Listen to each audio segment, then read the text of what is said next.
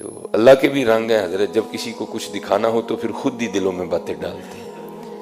کہتے ہیں عمر گزر گئی، کبھی دل میں یہ خواہش نہیں جاگی، پتہ نہیں کہاں سے دل میں یہ خیال اٹھا، اور پھر یہ خیال زور پکڑتا گیا. وہ کیا، یا اللہ یہاں تو ایسے ہی گزر گئی، مجھے دکھا تو صحیح کہ جنت میں میری بیوی کون ہوگی.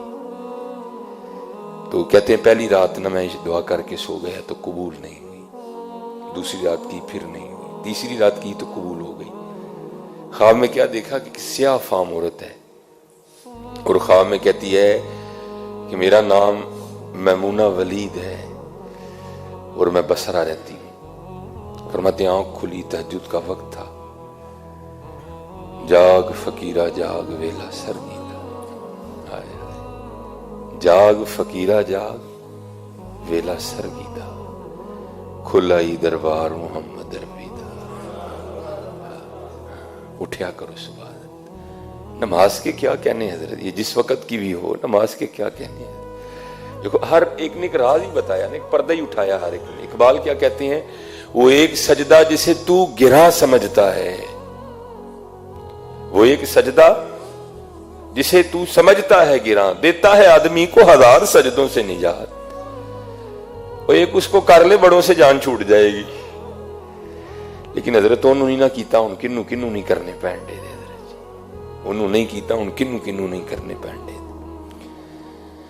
وہ کہتے ہیں کہ میں نے سواری لی اور میں بصرہ گیا. بہت بڑے ولی تھے اپنے وقت، تو اب تو حضرت حالات ہی بڑے خراب ہو گئے.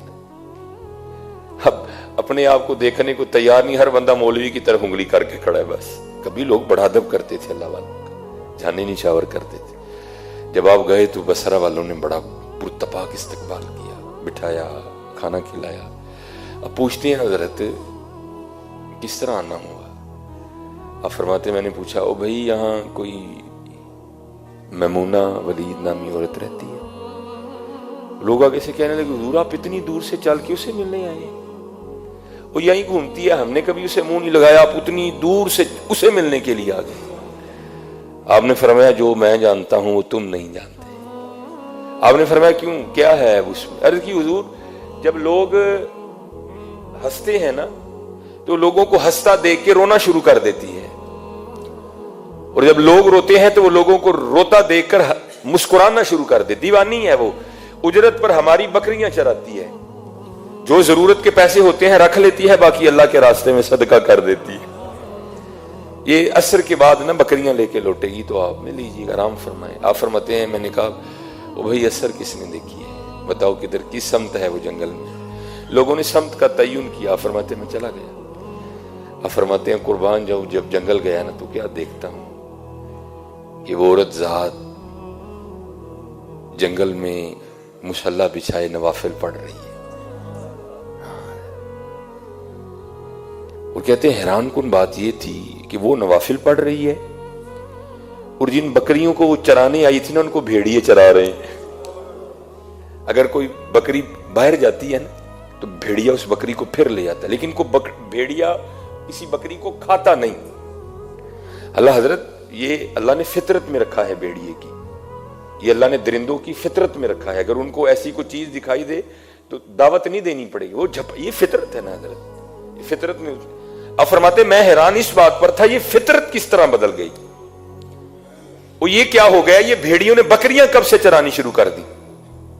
فرماتے ابھی میں حیران پریشان کھڑا تھا تو اتنی دیر میں نا حضرت میمونہ ولید رضی اللہ تعالیٰ عنہ نے رحمت اللہ تعالیٰ علیہ نے نماز ختم کر دی اور مجھے مخاطب کر کے کہتی ہیں عبداللہ ملنے کا وعدہ تو جنت میں تھا، تو یہاں ہی آ گیا. اللہ وہ ایک سجدہ جسے تو گراں سمجھتا ہے، الصلاۃ معراج المومنین، وہ ایک سجدہ جسے تو سمجھتا ہے. فرماتے میں بڑا حیران ہوا ہوں، اس سے پہلے ملاقات تو کوئی نہیں، اس کو میرا نام کس طرح پتہ چل گیا. فرماتے میں نے پوچھا میمونہ ملاقات کوئی نہیں، میرا نام تجھے کس طرح پتہ چلا؟ آیا کمائیاں تینا نے کی تھی، جو کمائی ہم نے کی حضرت وہ تو یہاں ہی رہ جانی. گاڑی نہیں جانی، یہ بنگلہ نہیں جانا، یہ پیسے نہیں جانے، کمائیاں تو انہوں نے کی، ہم نے کیا کیا؟ ہم نے تو کوڑ کباڑ اکٹھا کر لیا. آگے سے جواب کیا دیتی ہیں، اے عبداللہ جس اللہ نے رات کو میرے بارے میں تجھے بتایا نا، اس نے رات کو تیرے بارے میں مجھے بھی بتا دیا ہے۔